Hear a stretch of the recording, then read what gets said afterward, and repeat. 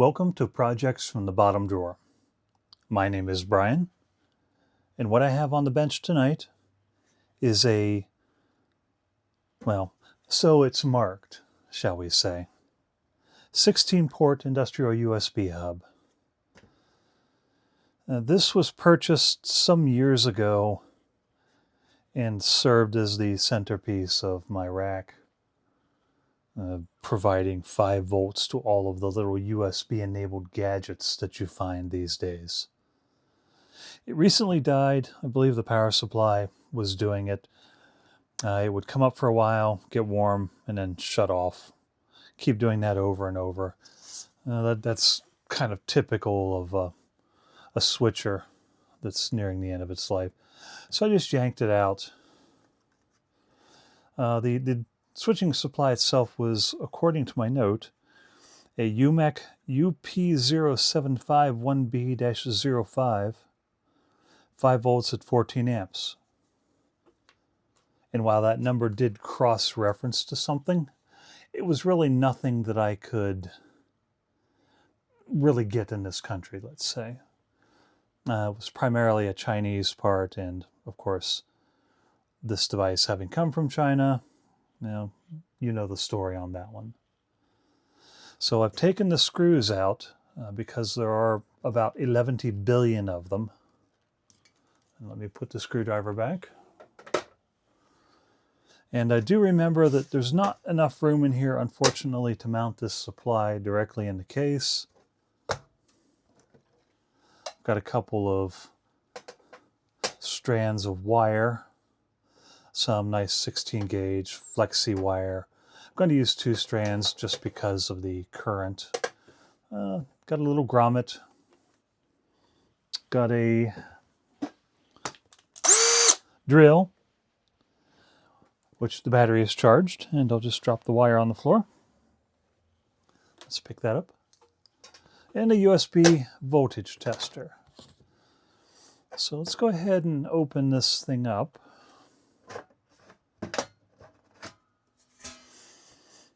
Yeah, that's what I remember.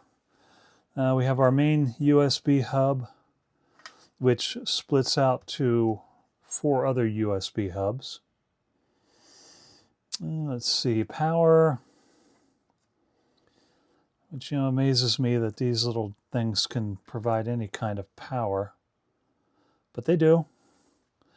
Overall, it's not too terribly made. I mean, all the wiring is kept nice and neat. Everything is plugged in where it goes. Everything used connectors, which seem to be pretty good. Obviously not going to use the AC connector. What I'm going to do is take the supply, and I'm just going to drill a hole in the back, use the wire to connect to the supply. Probably should crimp those in some way. And then I'll just put it back in the rack and lay this on top of it. Yeah, I know that's kind of a janky way to do it. I don't really care. It's my equipment, and I'm comfortable with the risks, and having the power supply out where it can breathe probably won't be a bad thing. The power supply itself is a Meanwell. It is an LRS75-5, also 14 amps at 5 volts. I've had really good luck with Meanwell stuff. Hopefully their quality has remained the same over the years. I do have some Meanwell supplies in the rack now that run a couple of single board computers. And those have been running for, I want to say at least 10 years, 24/7. I mean, the environment in here is fairly cool compared to an industrial environment, so that probably helps. But I can't complain. They've stayed on 24/7. And have been admirable performers. So hopefully we'll get the same out of this one. So what I'm going to do is I'm going to take this. This is the original power connection. I'm just going to cut it off. I'm going to strip everything, solder it together, and then just run this 16 gauge wire out the back through the grommet. Like I said, don't care. When it's your equipment, you can fix it however you like. And that's the great thing about fixing your own equipment. You know, don't be afraid to come up with an unorthodox solution, especially when you can't get the original part. Now, originally I was hoping, and I had forgotten, that I could mount the power supply inside the unit, but I'd forgotten how much space was taken up by these boards. I mean, if I remove some boards, sure, I could put that in, and I'd purchase some double-sided tape for that, but we won't be using the double-sided tape tonight. In fact, I'll probably try and find some rubber feet to put on the bottom of that. Let me check here. Do I actually have any in the drawer? Boy, this drawer is a mess. I need to clean it out. No, I don't see any little rubber feet in here. Although I'm sure there are some somewhere in this mess I call an office. We may just have to purchase a few. What is this? Heat sink pad. Let's see. There's all kinds of crap in here. What's in the back of this thing? Sorry. I'm just... this drawer is a fascinating mess of exactly WTF is in here. Alrighty. Stop digging around in the drawer and get on with the video, mister. So I'm just going to cut these off, connect everything, I'll heat shrink it nice, and run it out the back. Let me make sure I've got the correct drill size here. What do we need? That's a pretty big hole we're going to need.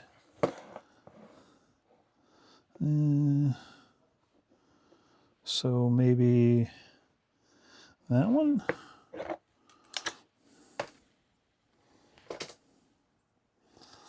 Let's see.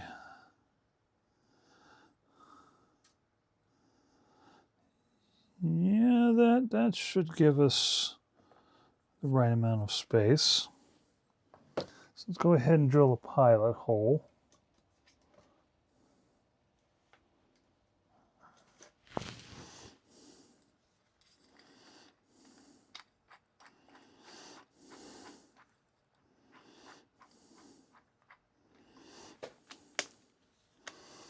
Let's see.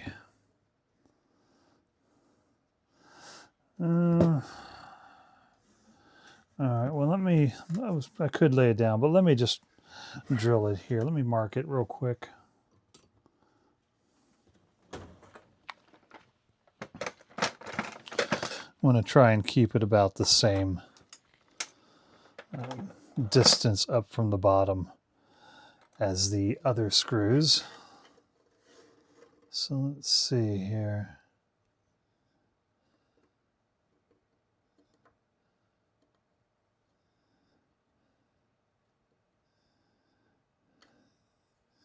Let's do that right about there. All right, that'll work. Let's drill a little pip for the pilot.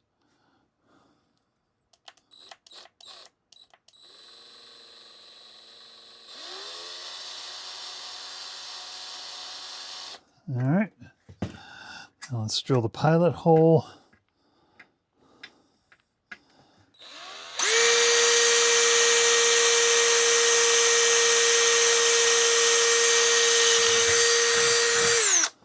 All right, good. We got the pilot hole.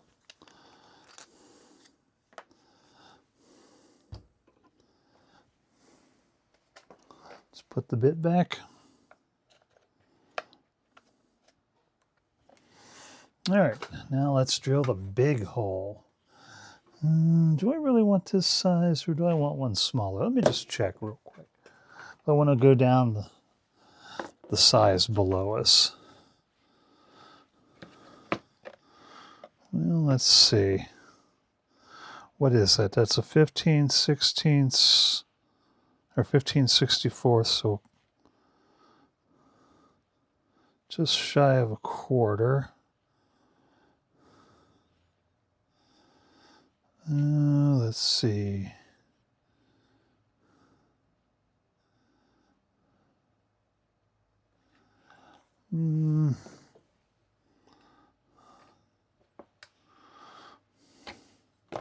So how big is this thing anyway?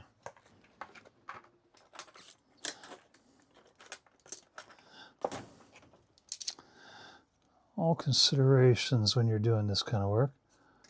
Let's see. This is about to a point where I drop it and can't read it, of course.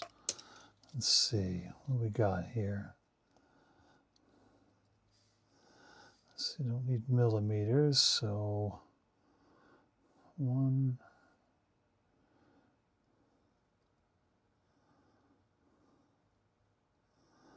So it's just slightly over 1/2 inch. So that should give us plenty of room to go in there and give us a little bit of expansion room. Yeah, I want that one to fill out when we push our wires through.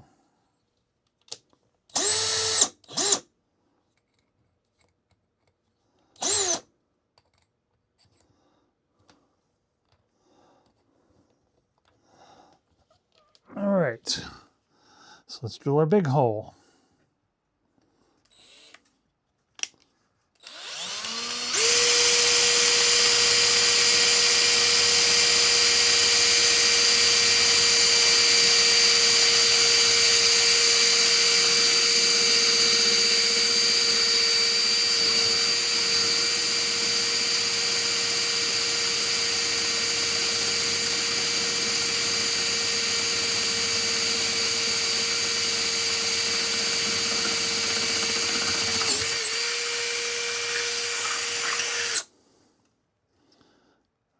All right, now that we've made a mess on the bench, let's dump the shavings out of the device. It's actually made a fairly nice clean hole. I'm very surprised. Let's clean up the mess on the bench. So I'm not going to brush these off with my hand. That would be silly. Look at a paper towel here. All right, that's clean. Let's put this in our hole. All right, good fit.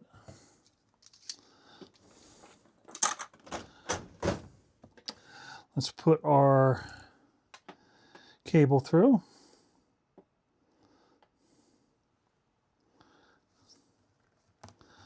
Let's see.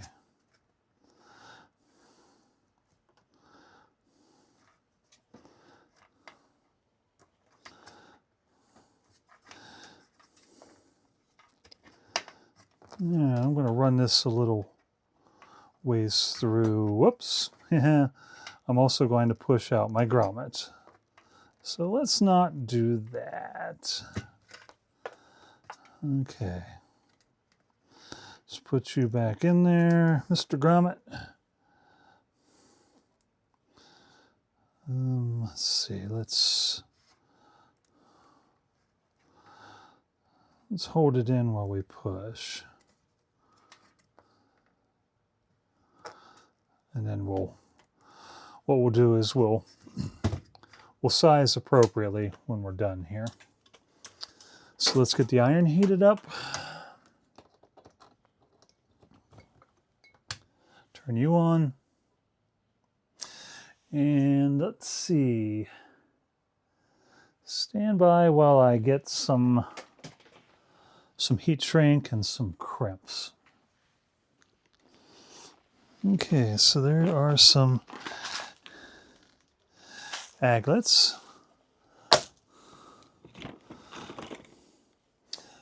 some crimps.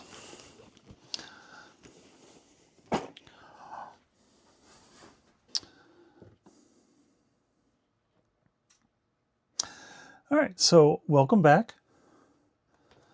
I've got some crimpers and an aglet. No, actually I don't. Hold on. I need heat shrinks.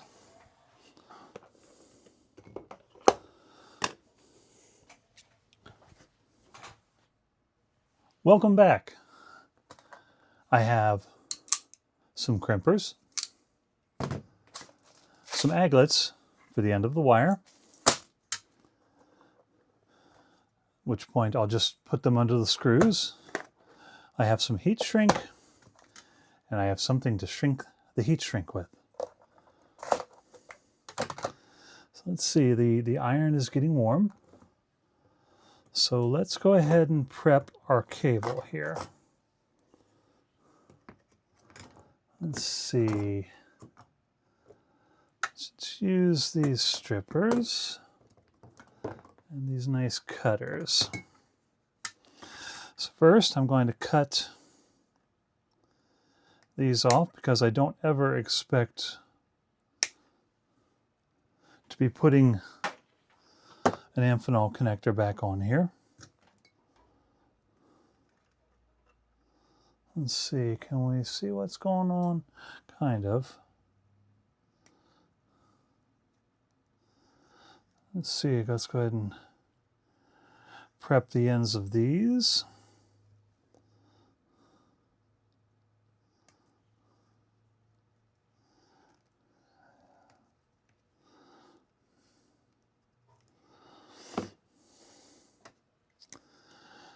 So let's see, let's strip.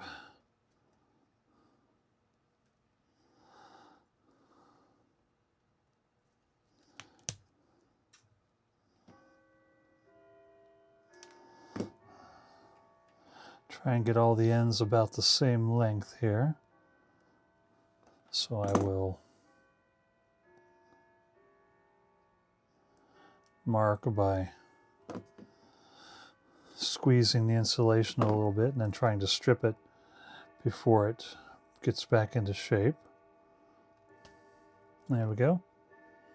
Let's do the same for the other side. All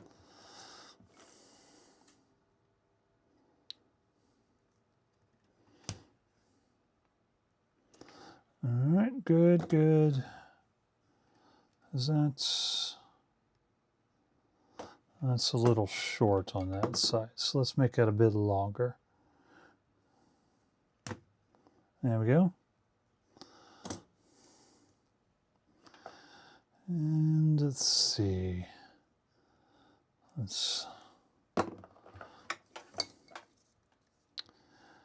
know you can set the stripper depth, but yeah, whatever. All right, so let's put these together.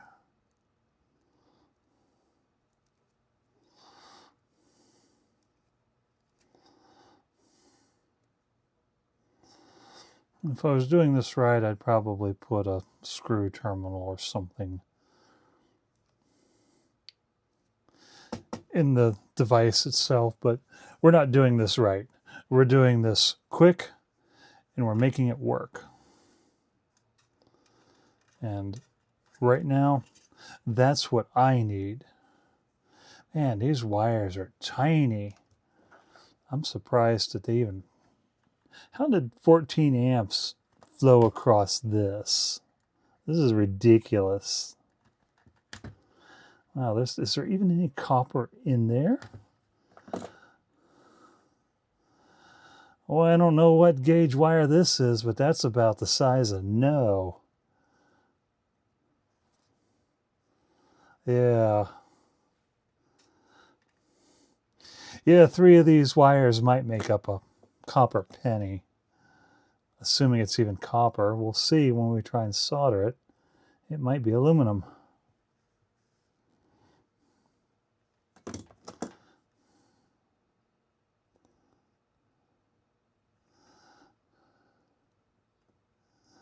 And I am going to need my headset for these.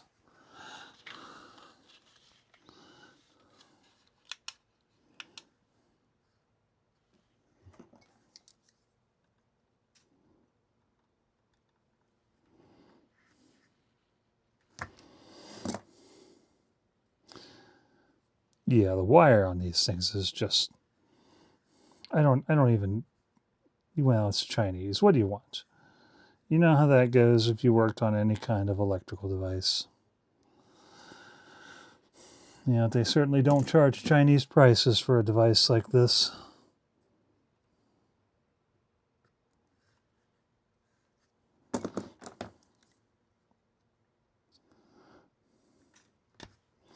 So I probably could have just used one 16 gauge strand for this, but well, yeah, I mean, I don't think that makes a 16 gauge strand, all those together. Oh boy. But, you know, if you can't overdo it, don't do it.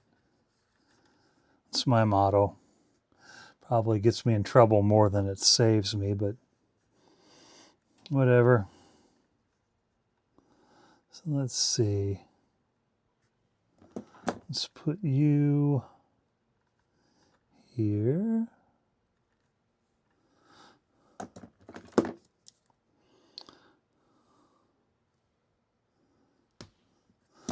So at some point I'm going to have to find a power cable. And I'll probably just swipe an old computer cord out of the power bin behind me.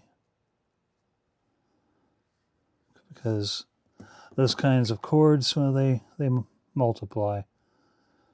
And you have one and then you end up with 20. But they're never there when you need them, so maybe we won't have one at all.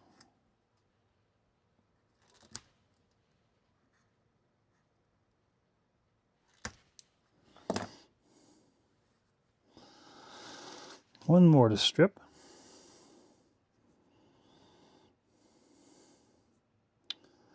Well, stripping wires, there's always this display at Hamvention at one of the booths. Some guy has built a robot thingy, well, a robot look-alike, because it's actually not a robot, out of junk parts. And it's holding a plate full of assorted garbage, and it always has a little sign on it.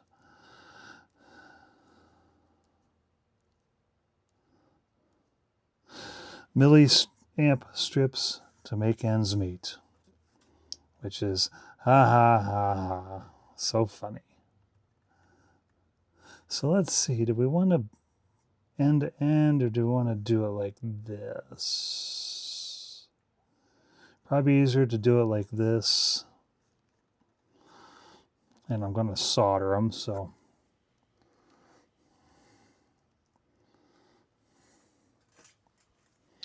wish I had a big enough crimp to go around these.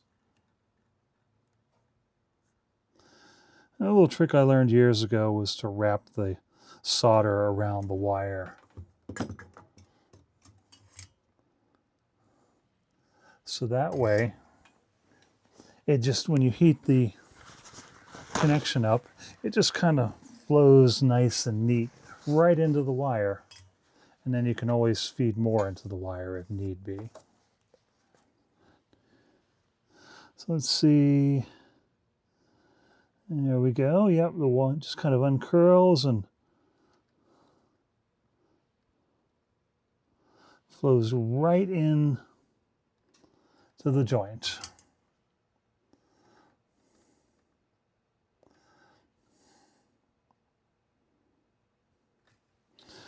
All right, that one's done. Let's see. Yeah, we'll move you out of the way. Let's do the same thing to here. And, you know, again, this really probably isn't the proper way of doing this. Well, I got a little too much there.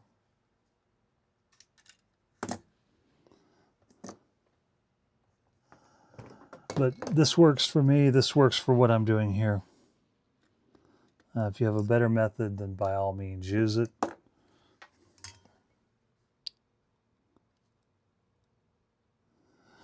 All right, just watch the solder uncoil and flow into the joint. And for the most part, I can still see the wire strands in the solder, and it doesn't look like it's backed up into the jacket itself. So we should be good there. And of course, the power input I'm just going to leave hanging. So let's see. Let's pull that back just a little more. So this one is cool. Let's see, what size would we like to use today? This goes from big to ginormous in here. Let's see, is this, well, that's too small. How about this yellow?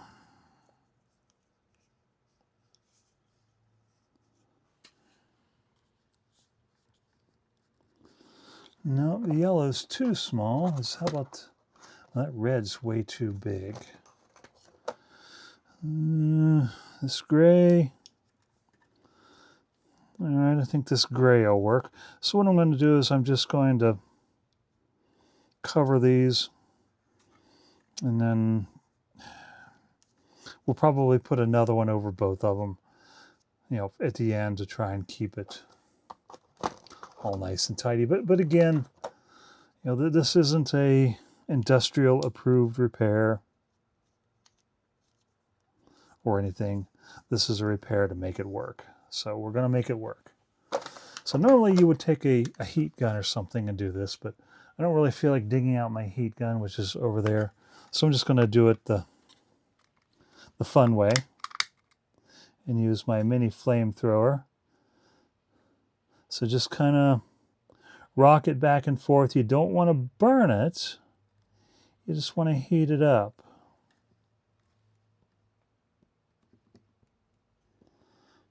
And it will create soot, so don't get all bent out of shape. It's going to be a little dirty.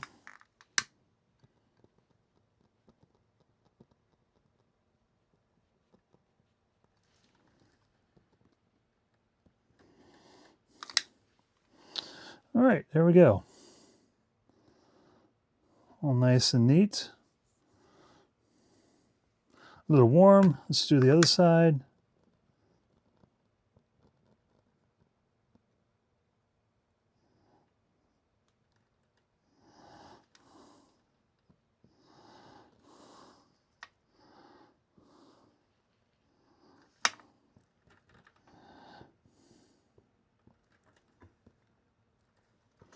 And always try and keep your wire close together when you're doing this so it doesn't stretch it out and you get a nice tight shrink. And let's see, I think that's as good as we're going to get it. All right, so there we go. So let's see, as I said, I'll probably put another one over it. Let's see. As soon as it cools down a little bit. So let me grab a couple pieces of wire tie here. I've already got one, but I need a couple more.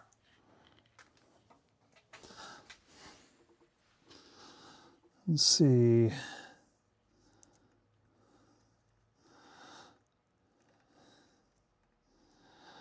All right, that feels cool enough. Let's see, is this big enough to go over both? It sure is. So I'm just going to shrink these both down together.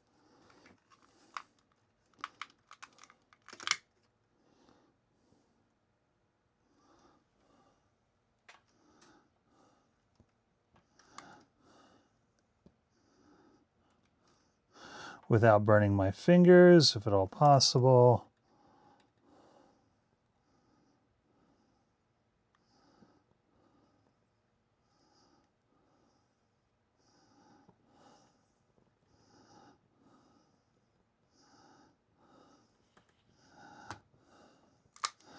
And there you go, a nice tight connection of multiple wires. So as soon as this cools down, I'll put a tie on it to help keep it together.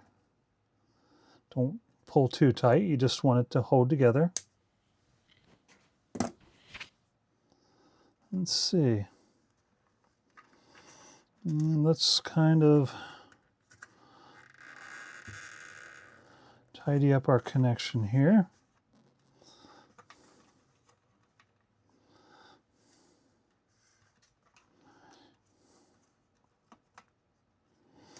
Let's see, can I use that to hold that in place? I think I can. What I'm going to do is I'm going to take the original ground wire here, and I'm just going to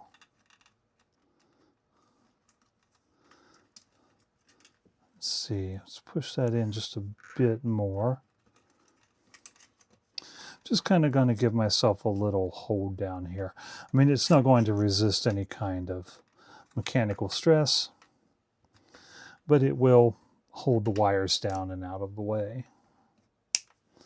Okay, that looks good. And I'm also going to put one here as a strain relief.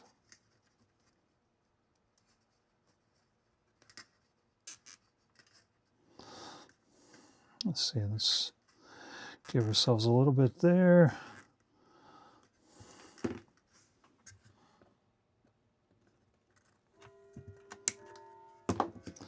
And then pull it tight back up against the grommet. There we go. You know, it's definitely a good solid connection, not going anywhere.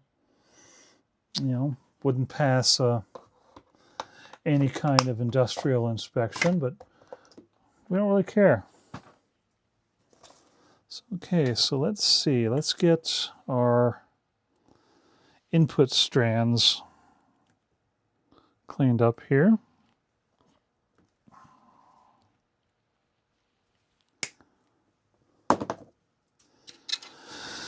And again, let's see. Let's chop down a little.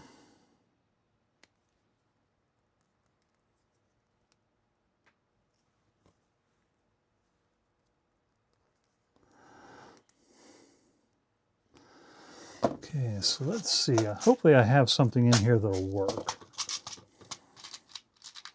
It's not so large that it's going to overpower the terminal. Yeah, I think these black-headed ones will work. Let's see, so let's strip.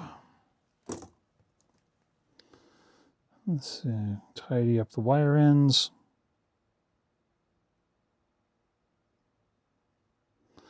Do a little twist as we put it on. And push it down, and that is near perfect. Just a little more. All right. So let's go ahead and strip the remaining.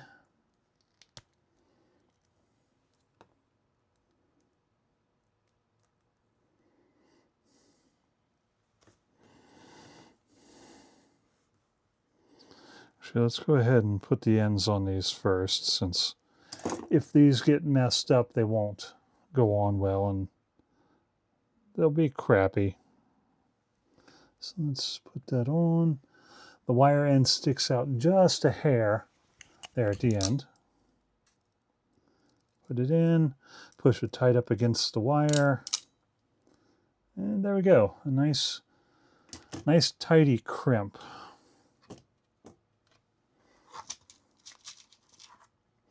And these are available, these aglets are available in multiple places. You can buy them in bulk.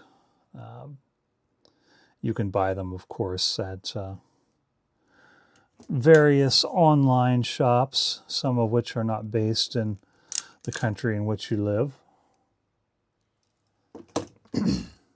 Excuse me. These came from one of those online shops not based in the country where I live, as part of like dollar deals. And every time I'd place an order for some sort of automation sensors or something, I'd buy a box of them just because, you know, you may as well. But the same place I get my Meanwell power supplies typically also sells them. I believe Automation Direct. It's been a while since I've ordered for them. But they sell them in big bags of like 500 in all kinds of different sizes and varieties. But, you know, for a hobbyist, a handful selection like this works pretty well. All right, so put a little twist.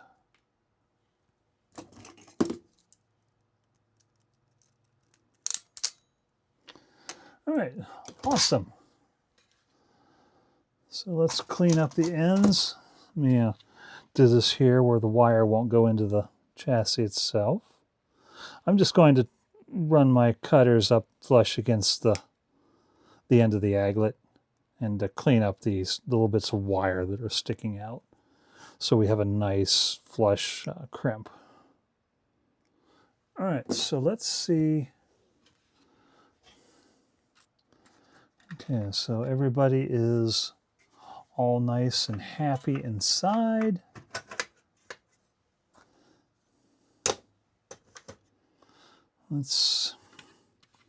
So we've got line, neutral, earth, minus V and plus V. Let's see, we probably should bring this thing up first and measure it, just in case. So stand by, please. Here we go. All right, let's see. Okay, so I have a little 18 gauge, just power cord, you know the type. There's a million of them, and I'm not disappointed to cut the ends off of one and use it. Let's see. Toss that. Let's see, where are the other strippers at? No, don't do that. All right, well, let's clean up a little bit of this mess here first. Put the aglets there. Put the crimp tool there. There they are. So what I'm going to do is I'm just going to lightly go around the jacket with these old Rat Shack strippers. Let's see if I can break the jacket.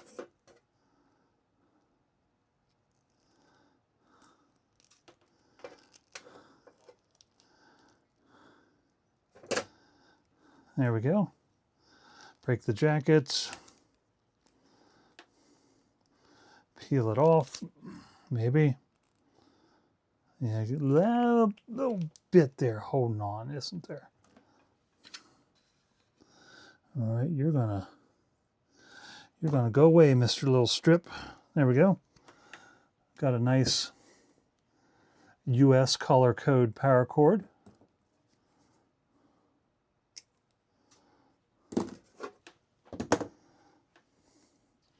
So let's see. I'm going to put aglets on the end of it as well, just so we have a nice tidy. And yeah, this is 18 gauge, and this is like literally twice to 3 times as large as whatever that wire was inside of that chassis. That's ridiculous.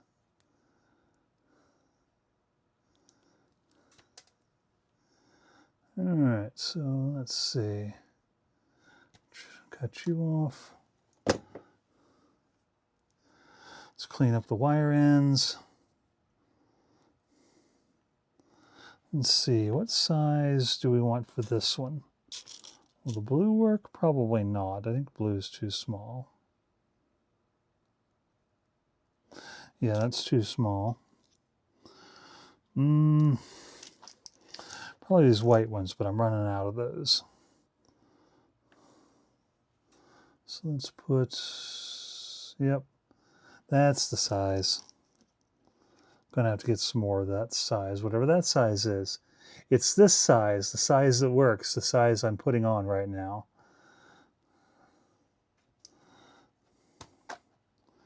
You know, and determining what size that is, even if it's a actual size and not just some strange Chinese whatever they decided to make that day size, yeah, that would be impossible. So we'll call it this size.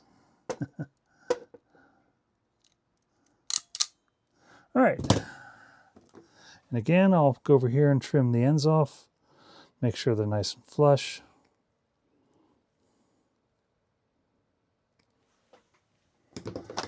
Okay, good. Put the tools and the parts away. And let's see, that is Phillips. Yep. So line,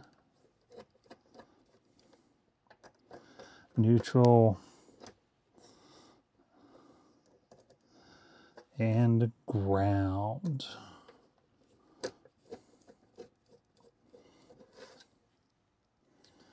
And so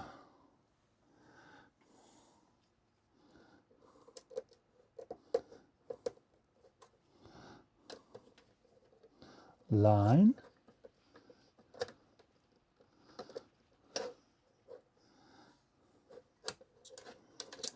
let's see, neutral. And for those of you not in the United States, our system coming into the home is a split 220, 60 hertz. So that means that each side of our usable line is 110 volts. We do have 220 available as well at the breaker box for larger items, stoves or ranges, whatever you want to call them, electric clothes dryers and other objects.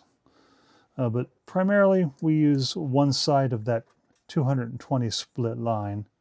So we have a line and a neutral, and then earth ground or safety, which of course is the same for pretty much every system. Safety in the United States is run back to the neutral, and then that is run back out to a stake buried in the ground, to an actual earth ground. All right, so let's plug in. All right, we have light. That is always a good sign. Let's get some voltmeter going on here, and I'll knock stuff off of the bench while I'm doing so.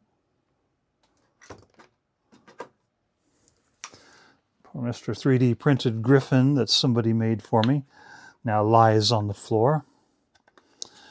He'll be okay for a minute, don't worry.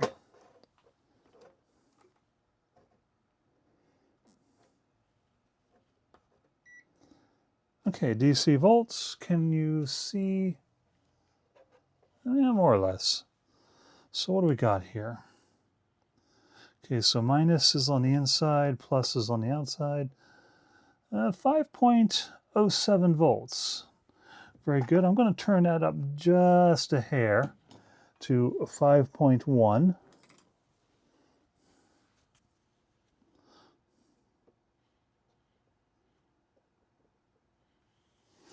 Maybe I am. Too much.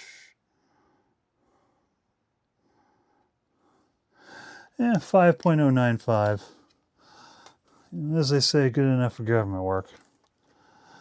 Which is kind of a misnomer, because anytime I've ever done that, that's always been a nightmare of specifications and documents. All right, so let's unplug that. Let's let it Mm, yeah, there's no nothing in there to drain that down, is there? There it goes. So let's bring these terminals up. Let's see, let's use a flathead to raise those.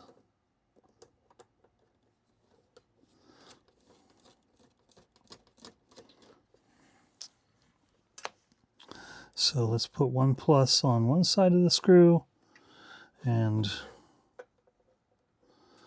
1 minus. Actually, let's put both plus sides in first. And as you can see, those fit in there just about perfect.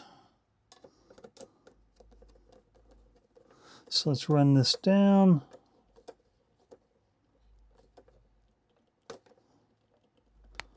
All right, we've got a nice firm connection. So let's see, let's put 1 negative on one side, 1 negative on the other, and do the same thing. Let's run this screw terminal down. So now we have a nice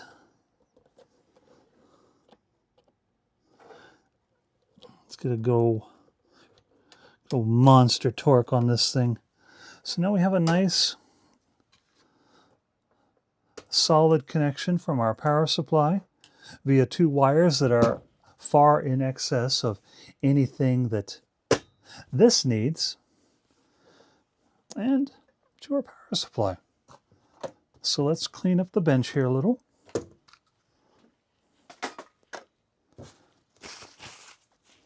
Let's see, let me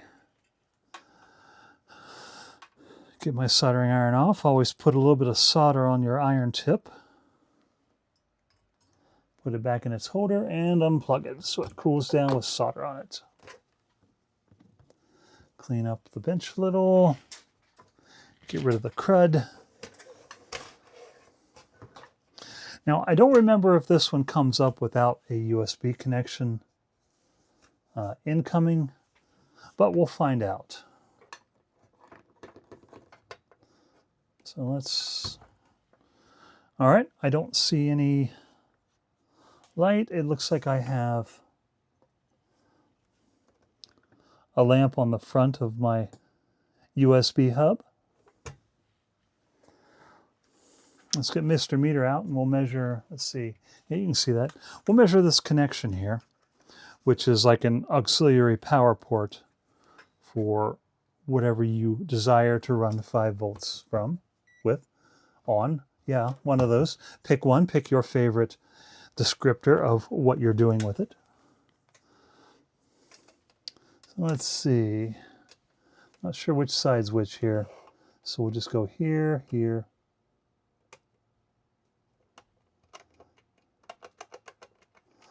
Okay, do we not have anything there? Or am I just being a dum-dum?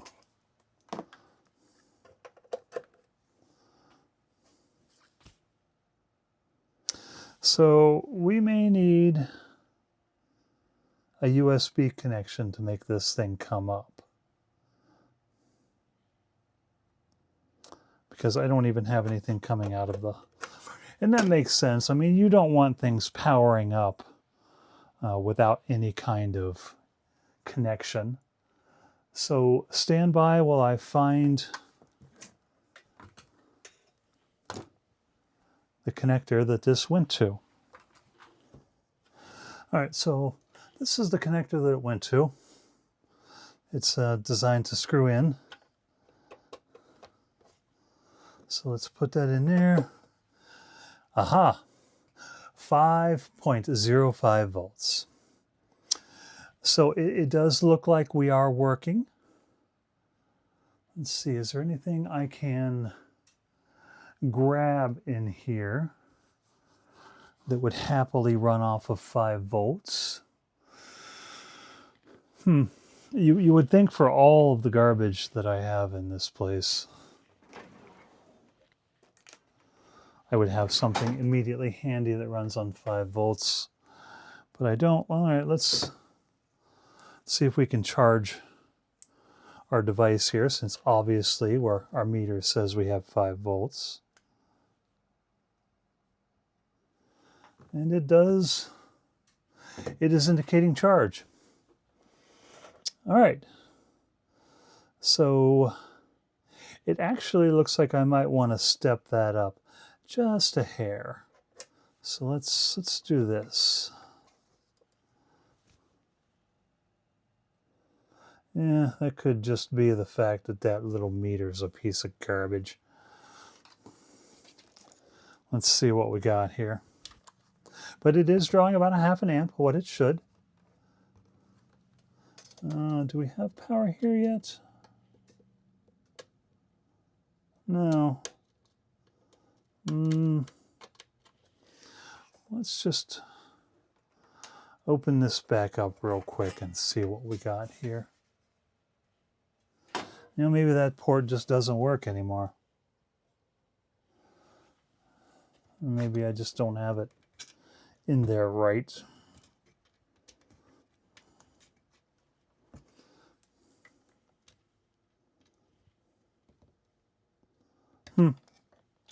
So is it isolated? There it is, 5.08 volts. Yeah, let's turn that up just a hair. So we have a nice, let's give it about 5.12 volts. Because once this thing gets under load, I mean, it's gonna drop down a lot.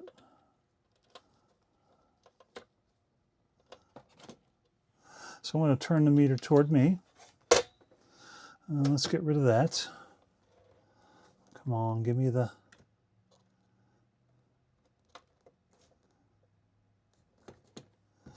There we go, 5 point... Come on.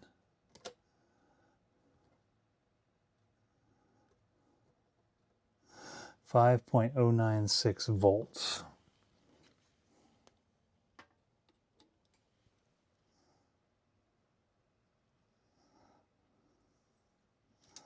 Okay, 5.11. Let's see, 5.04. Yeah, 4.96 actually. Let's try this. What do we got? 5.04. I'm going to pop that up just a hair. 5.08. All right, I think that will work. So